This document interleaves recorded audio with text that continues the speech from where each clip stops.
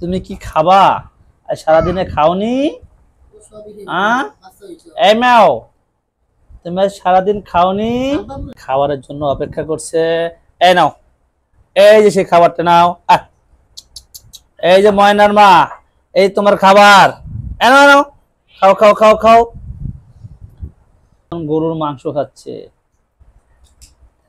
কি সুন্দর করে খাচ্ছে, কিন্তু খাবারটা